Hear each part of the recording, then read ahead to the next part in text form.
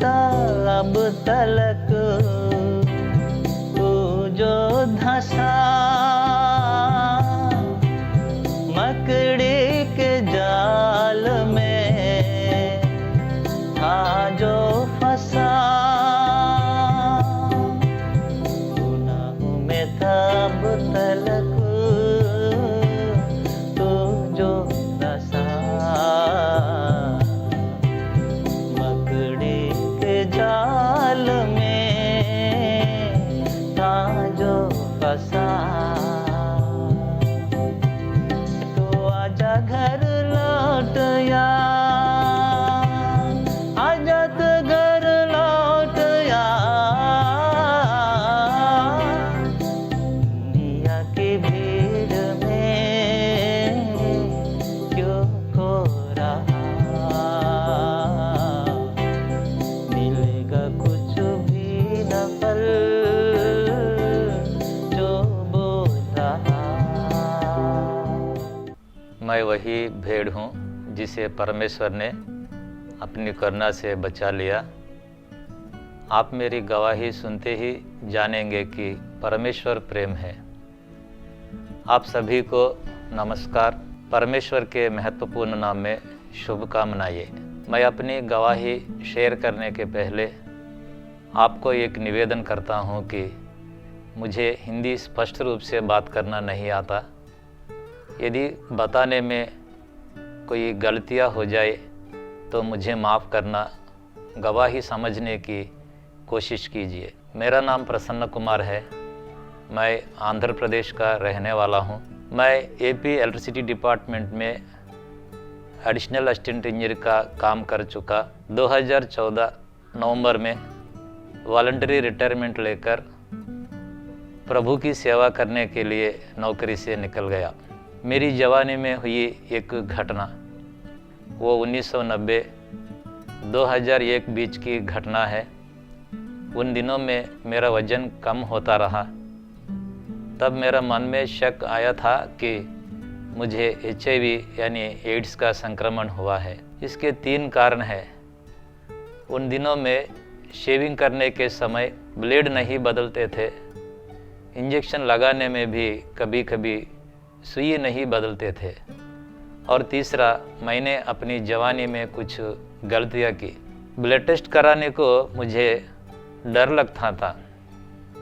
वास्तव में मुझ में उस व्याधि नहीं थी, लेकिन जब तक मेरा ब्लड टेस्ट नहीं हुआ था तब तक मैंने सोचता था कि मुझे उस व्याधि का संक्रमण हुआ है।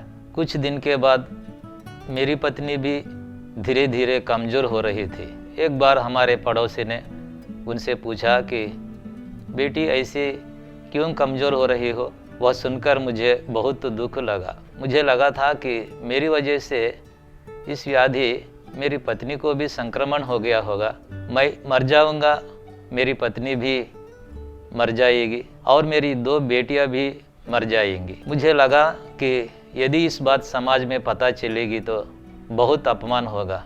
उसके कारण मेरा मन में आत्महत्या करने का विचार आया था।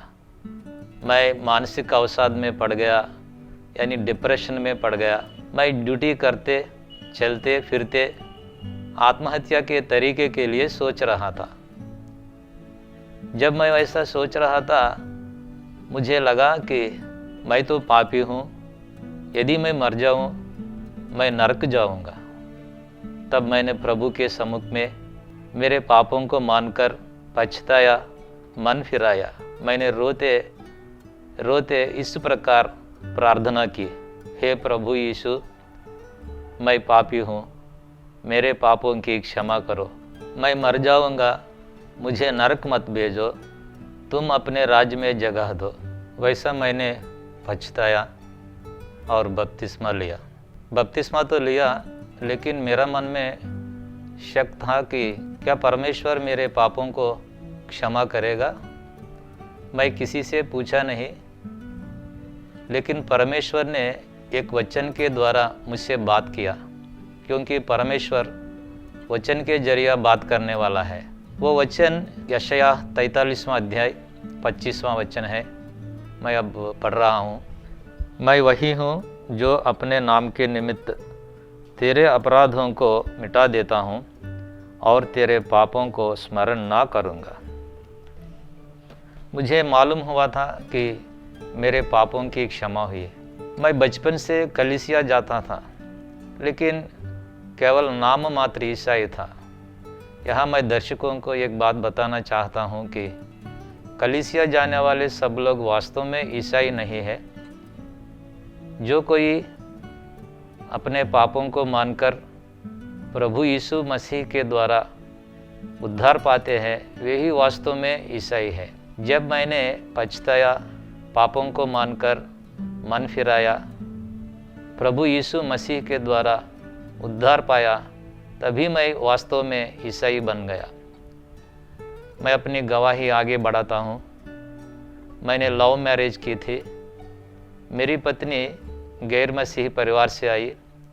वह मूर्ति पूजा करती थी। मैं कभी भी उनको मना नहीं किया। मैं उनको उनकी मर्जी पर छोड़ दिया। वह अपनी भक्ति करती थी। हमारी शादी होने के बाद मेरी पत्नी को छाती में फोड़ा यानी ट्यूमर जैसा हो गया था। डॉक्टर ने ऑपरेशन करके निकाल दिया, लेकिन करीबन 7 साल के बाद वह समस्या दोबारा आई। तब से मेरी पत्नी चिंता होने लगी। वो निराशा में पड़ गई। मुझे लगा था कि यदि उनको कहीं घुमाने ले जाएंगे तो थोड़ा ठीक होगा। वैसा सोचकर हम हैदराबाद गए थे। वहाँ मेरा एक दोस्त है, वो म्यूजिकल इंस्ट्रूमेंट कीबोर्ड बजाता है। हम उसके द्वारा एक मीटिंग में बैठना पड़ा, लेकिन मेरी पत्नी को उस मीटिंग में बैठना मुश्किल लग रहा था। प्रचारक वचन बता रहे थे। मेरी पत्नी तो मेरी ओर देखकर मुझे इशारा दे रही थी वहाँ से निकलने के लिए। मैं भी इशारा दे रहा था वहाँ बैठने के लिए। अंत में सेवक ने कुछ लोगों को बुला रहे थे। उसी दौरान मेरी पत्नी को एहसास हुआ था कि एक हाथ उनके पीछे से छुआ। मेरी पत्नी को महसूस हुआ था कि प्रभु यीशु सच्चा है। उसी मीटिंग में मेरी पत्नी ने प्रभु यीशु मसीह को ग्रहण किया। वो विश्वास में आ गई। हम हैदराबाद से घर चले गए। कुछ दिन तो ठीक था, लेकिन कुछ दिन के बाद दुष्ट आत्माओं ने मेरी पत्नी को सताना शुरू किया। जब बुरी आत्मा उनके अंदर आती, वो चिल्लाती थी, दांत पिसा करती थी। सेवक और विश्वासी लोगों ने लगातार प्रार्थना कर रहे थे। उन सेवक का नाम स्टैनली है। वो हमें बहुत प्रेम से देखभाल की। वो हमारे लिए बहुत प्रार्थना करते थे। उसी दौरान मैंने अपनी चिंता जो थी यानी HIV की, मैंने उसके बारे में उनको बता दिया। तब उन्होंने कहा कि प्रसन्ना जी, पहले ब्लड टेस्ट करवाएंगे, अगर समस्या है तो प्रार्थना करेंगे। उन्होंने मुझे ले जाके ब्लड टेस्ट करवाया। रिपोर्ट आ गया। उस रिपोर्ट को देखकर उन्होंने मुझे आलिंगन करके कहा कि प्रसन्ना जी, तुमको HIV नहीं है। वह सुनकर मुझे बहुत खुशी हुई। मुझे मालूम हुआ था कि मैं नहीं मरूंगा, मैं जिंदा रहूंगा। यहाँ दर्शकों को मैं एक बात बताना चाहता हूँ। मैंने शुरू में बताया ना, वास्तव में मुझ में उस व्याधि नहीं थी, लेकिन मैं तो मानसिक अवसाद में, जैसा शुरू में बताया ना, वैसा मैं सोच रहा था। जब मैंने प्रभु के पास आया, प्रभु ने मुझको शांति दिया। मैं ये नहीं बता रहा हूँ कि मुझे HIV से चंगाई मिली। परमेश्वर के साथ हर चीज़ संभव है।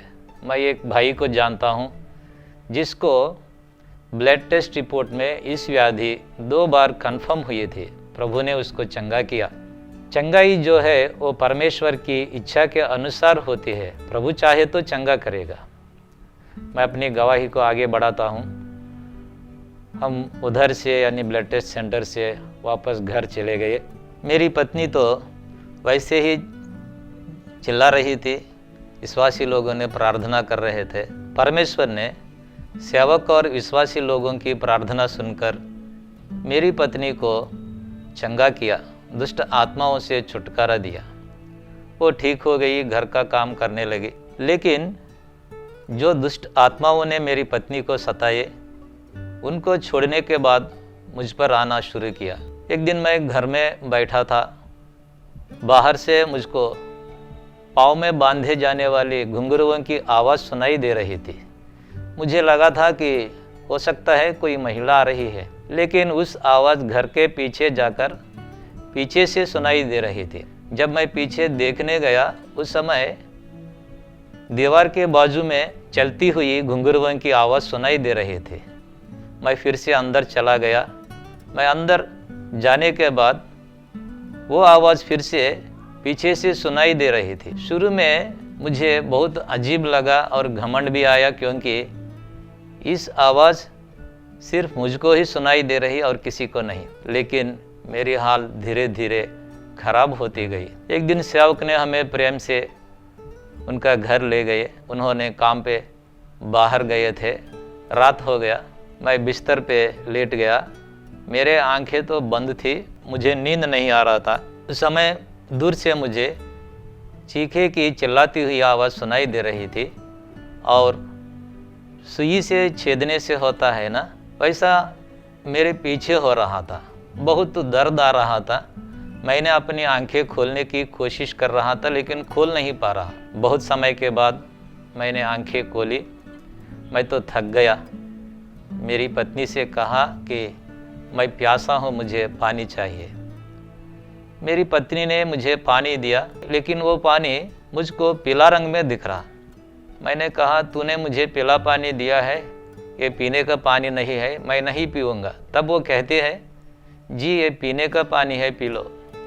लेकिन मैंने मना किया, भोर हो गया। वहाँ से मैं बिना शर्ट पहने घर को जाने के लिए निकल गया। वहाँ से हमारा घर नज़दीक है, पैदल जा सकते। ये 2001 नवंबर की बात है। उस समय मेरी बड़ी बेटी 5 साल की उम्र में थी और छोटी बेटी 1.5 साल की उम्र में थी। मेरी पत्नी ने छोटी बेटी को उठा के बड़ी बेटी को चलाते, शर्ट पकड़कर मेरे पीछे आते बोल रही थी कि जी शर्ट पहनो, कोई देखेगा तो क्या सोचेगा। वैसे हम घर पहुंच गए। मेरे माँ बाप नज़दीक के गांव में रहते थे। मेरे माँ मेरी हाल सुनकर मुझे अपने घर ले जाने के लिए टैक्सी लेकर आई। उस टैक्सी में जा रहे थे, वो चिल्लाती हुई चीखे की आवाज़ मेरे पीछे आ रही थी। वह सुनकर मैं काँप रहा था। हम उस गांव पहुंच गए। उन्होंने मुझे एक बिस्तर पे लिटा दिया।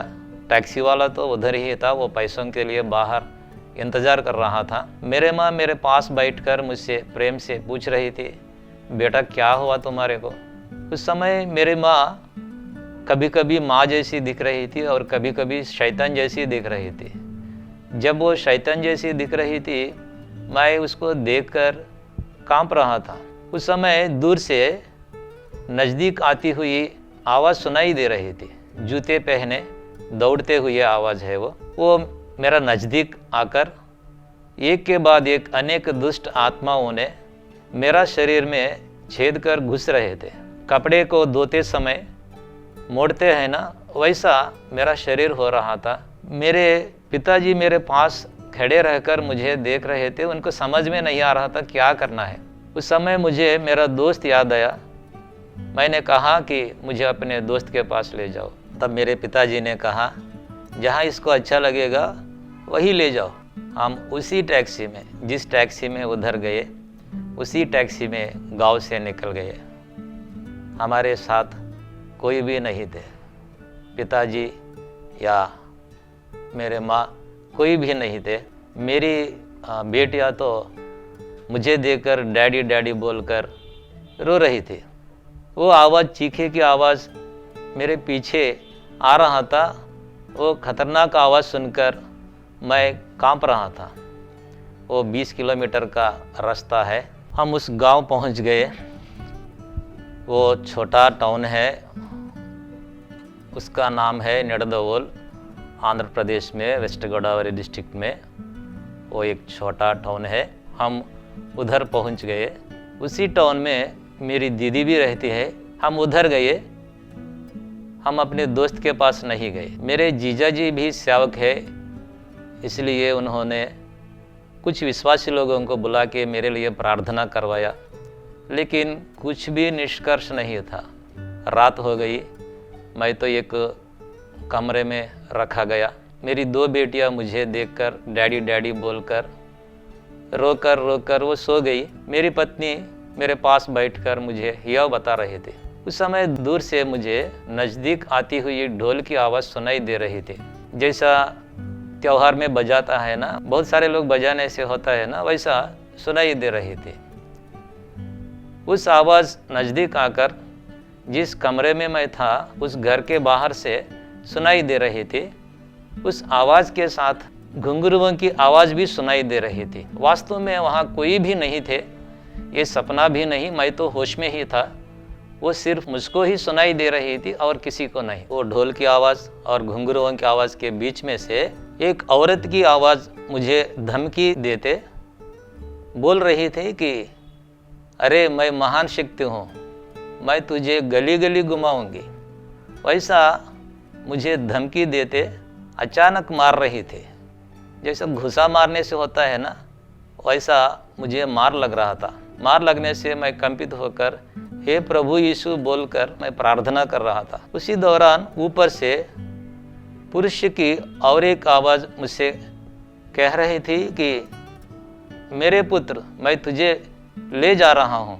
मुझे लगा था कि शायद परमेश्वर मुझसे बात कर रहा है, मैं तो मर जा रहा हूँ ना, मेरी मौत होने के पहले परमेश्वर ने मुझसे बात कर रहा है। वैसा सोचकर मैंने फिर से प्रार्थना कर रहा था, हे प्रभु मैं पापी हूँ, मेरे पापों की क्षमा करो। तब वो आवाज़ कहती है कि छी मैं क्षमा ना करूँगी। वो सुनकर मुझे बहुत शर्म लगी। मुझे लगा था कि परमेश्वर ने मुझे मना किया, लेकिन बाद में पता चला कि वो परमेश्वर नहीं है, वो शैतान है। क्योंकि परमेश्वर प्रेम है। जो कोई परमेश्वर के पास आकर अपने पापों को मानकर मन फिरते हैं, उनको परमेश्वर उद्धार करेगा। परमेश्वर प्रेम है। मैं तो वैसे ही सोच रहा था कि वो परमेश्वर है। वैसा सोचते मुझे लगा था कि परमेश्वर ने मुझे मना किया, मुझे छोड़ दिया, मैं तो मर रहा हूँ, परमेश्वर ने मुझे छोड़ दिया, थोड़ी देर में मेरी मौत हो जाएगी, कल मेरा गाड़ा जाएगा। कोई भी आशा नहीं थी। उस समय मुझे एक बात याद आई। मैंने कई लोगों से कर्जा लिया। मुझे लगा कि मेरी मौत होने के बाद मेरे पिताजी उनको अदायगी करेंगे। वैसा सोचकर मैंने मेरे दोस्त को फ़ोन किया था, लेकिन वो नहीं था। उनके पिताजी ने फ़ोन उठाया और बोला, क्या प्रसन्ना, इतनी रात फ़ोन किया तुमने, क्या हुआ? मैंने उस समय जो याद थी, यानी नाम और कर्ज की रकम सब बता दिया और फ़ोन रख दिया। बिस्तर पे मैं लेट गया। तब मेरी दीदी अंदर आकर मुझ पर एक चादर ओढ़ दी, यानी ढांप दी, यानी सोने के लिए। लेकिन मेरी हाल में तो मुझे लगा था कि लाश के ऊपर ढांप देते हैं ना, वैसा लगा था मुझे। कोई भी आशा नहीं थी। मैं केवल मृत्यु के लिए इंतजार कर रहा था, ऊपर देख रहा था। मुझे लगा था कि थोड़ी देर में मेरी मौत हो जाएगी, कल मेरा गाड़ा जाएगा। लेकिन लगभग आधी रात में एक अद्भुत आवाज़ मुझे सुनाई दी। उस आवाज़ बहुत गंभीर थी। उस आवाज़ ने कहा, परमेश्वर की शक्ति के सामने कोई भी दुष्ट शक्ति नहीं चलेगी। स्टीफन पर तुझको अधिकार नहीं है, छी दूर हो जा। जब उस आवाज़ ने दुष्ट आत्माओं को डांटा, वे सब मुझे छोड़कर भाग गई। एकदम शांतिमय हो गया। स्टीफन जो है उस नाम मेरा ही है। मेरा दोस्त ने मुझे उस नाम रखा है। कुछ लोग मुझे स्टीफन प्रसन्ना के नाम पे बुलाते हैं। जब परमेश्वर ने उन दुष्टात्माओं को डांटा, वे सब भाग गई, एकदम शांतिमय हो गया। तब मेरा हृदय में बचपन में पढ़ाई किया प्रतिज्ञा याद आई। भारत मेरा देश है, सब भारतवासी मेरे भाई बहन हैं, मैं अपने देशवासियों को प्रेम करता हूँ। मेरा मन में आशा पैदा हुई कि मुझे परमेश्वर के प्रेम के बारे में प्रकट करना है, मेरे देशवासियों को प्रभु यीशु मसीह का प्यार प्रकट करना है। वैसा लगा था। परमेश्वर ने मुझे चंगा किया, दुष्ट आत्माओं से छुटकारा दी। उस समय मैं 6 महीने से छुट्टी पर था क्योंकि मेरी हाल खराब थी। लेकिन जब परमेश्वर ने मुझे चंगा किया, दुष्ट आत्माओं से छुटकारा दी, मैंने फिर से ड्यूटी में ज्वाइन हो गया। 2002 फरवरी की बात है। एक दिन मध्याह्न का भोजन का समय में यानी लंच टाइम में ऑफिस के सामने वॉचमैन का रूम में जाकर दरवाज़ा बंद करके घुटने टेक कर मैं प्रार्थना कर रहा था। शुरू में आसमान से कुछ बातें सुनाई दे रही थी, लेकिन वे स्पष्ट नहीं थी, कुछ डिस्टर्बेंस आ रहा था। लेकिन बाद में प्रभु यीशु मसीह ने स्पष्ट रूप से मुझसे कहा कि मेरे पुत्र, तेरे लिए मेरा अनुग्रह काफ़ी है। वह सुनकर मैं रो रहा था, क्योंकि परमेश्वर कितना प्यारा है। मैं तो पापी था, मुझ में कोई भी योग्यता नहीं थी। मैंने बताया ना, HIV डिप्रेशन में अपने पापों को मानकर पछताया, मन फिराया, प्रभु यीशु मसीह को स्वीकार किया। प्रभु ने मुझे उद्धार किया। प्रभु प्यारा है। उस समय मुझे कोई स्वरूप तो नहीं दिखाई दी, केवल आवाज़ ही सुनाई दी। डिपार्टमेंट ने मुझे 2003 में एडिशनल असिस्टेंट इंजीनियर का प्रमोशन दिया था। मुझे अच्छी सैलरी मिलती थी, गजेटेड ऑफिसर की रैंक भी थी। लेकिन मेरा मन में एक आशा थी कि मुझे एक कर्मचारी जैसा जीना नहीं, प्रभु की सेवकाई करना है, प्रभु की सेवक जैसा जीना है। वैसा मैं सोचता था। 2014 नवंबर में वॉलंटरी रिटायरमेंट लेकर मैं नौकरी से निकल गया प्रभु की सेवा करने के लिए। मैं सुसमाचार प्रकट करता हूँ, कुछ सेवक के साथ प्रभु का सुसमाचार प्रकट करता हूँ। कुछ लोग सुनते हैं, कुछ लोग मानते हैं, कुछ लोग तो इनकार करते हैं, कभी कभी अपमान भी करते हैं। लेकिन मुझे आशा है कि प्रभु का प्रेम बताना है। जो प्रेम ने मुझको उद्धार किया, उस प्रेम के बारे में बताना है। प्रभु यीशु मसीह धर्म परिवर्तन के लिए इस जगत नहीं आया। एक बात ध्यान से सुनिए, ध्यान से सोचिए। आदमी हो या औरत हो, इंसान अपने पापों से अपने आप बाहर नहीं आ सकता, क्योंकि इंसान दुर्बल है, पाप में अधिक बल है। इसलिए इंसान और पाप के बीच होती हुई लड़ाई में इंसान हार रहा है, पाप कर रहा है। इंसान को अपने पापों से बाहर आने के लिए परमेश्वर की मदद चाहिए। इसलिए प्रभु यीशु मसीह को इस जगत आना पड़ा इंसान को उद्धार देने के लिए। मैं दर्शकों को वचन के अनुसार एक बात बताना चाहता हूँ। सच्चा या बुरा, पाप या पुण्य, न्याय या अन्याय, इनके ज्ञान सिर्फ मनुष्य को ही पता चलता है, जानवर को नहीं पता चलता। क्योंकि परमेश्वर ने मनुष्य का शरीर में आत्मा को रखा है। मर जाना केवल शरीर का है। मरने के बाद इस शरीर को कुछ लोग जला देते हैं, कुछ लोग गाढ़ा करते हैं, लेकिन आत्मा इस शरीर से निकलने के बाद अनंत जीवन या अनंत आग में रहेगी। शायद आप पूछेंगे कि भाई स्वर्ग या नरक को कौन देख कर आया। मैं आपको निवेदन करता हूँ कि कृपया ध्यान से सुनिए। कोई भी इंसान इस जीवन में स्वर्ग या नरक को नहीं देख सकता, इस धरती को छोड़ने के बाद ही देखेगा। मेरे पापों की क्षमा हुई, प्रभु ने मुझको उद्धार किया, पापों से छुटकारा दिया। इस धरती पर पवित्र जीवन जीने के लिए प्रभु ने मुझे सहारा दे रहे हैं। यदि मैं मर जाऊंगा, मैं नरक नहीं जाऊंगा, मैं प्रभु के साथ अनंत जीवन में मैं रहूंगा। आपका क्या होगा? परमेश्वर प्रेम है। प्रभु यीशु मसीह के नाम पर विश्वास रखें। वचन कहता है कि प्रभु यीशु मसीह हमारे पापों के लिए मर गया, गाड़ा गया और तीसरे दिन जी भी उठा। प्रभु जीवित है, जिंदा है। जैसे जिंदा इंसानों से हम बात कर सकते हैं, वैसे ही आप प्रभु से बात कर सकते हैं। प्रभु आपकी प्रार्थना सुनेंगे, आपको उद्धार देगा। जो कोई प्रभु यीशु मसीह के पास आकर उद्धार पाते हैं, उनको अनंत जीवन मिलेगा, वो नरक से बचेगा। प्रभु यीशु मसीह के नाम पर विश्वास रखिए। परमेश्वर प्रेम है। आपकी कीमती समय निकालकर मेरी गवाही सुनी है। बहुत बहुत धन्यवाद आपका। प्रभु आपको आशीष दे। धन्यवाद।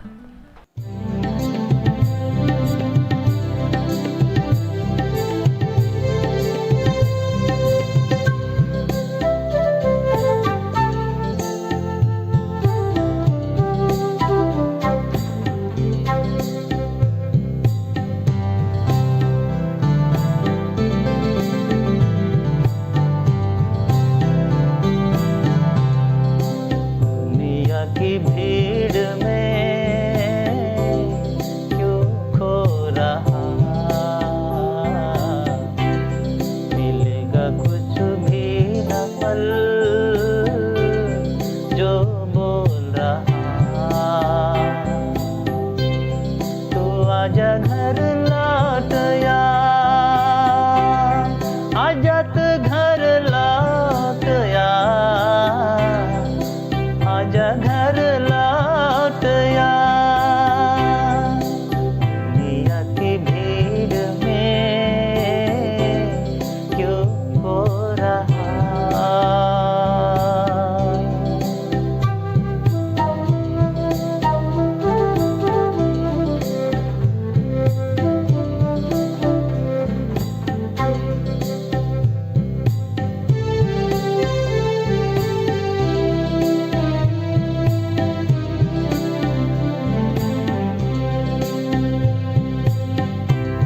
मैं ढूंढूं उस भेड़ को जो खो गई,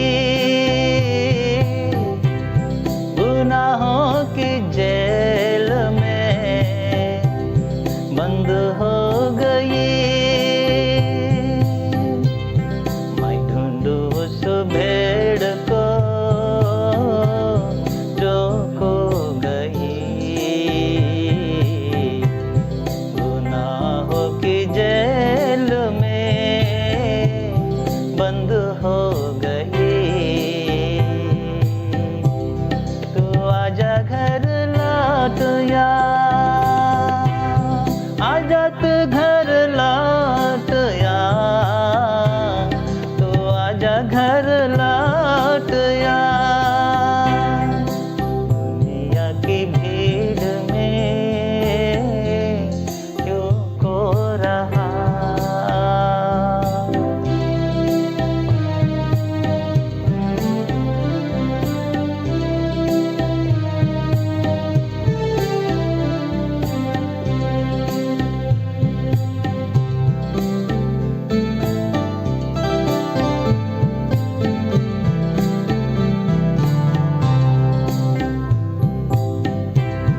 गुनाह में अब तलक तू जो धंसा,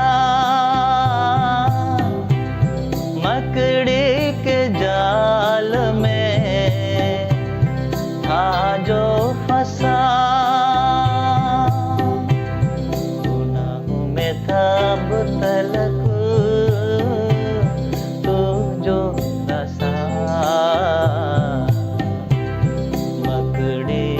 जाल में था जो फंसा।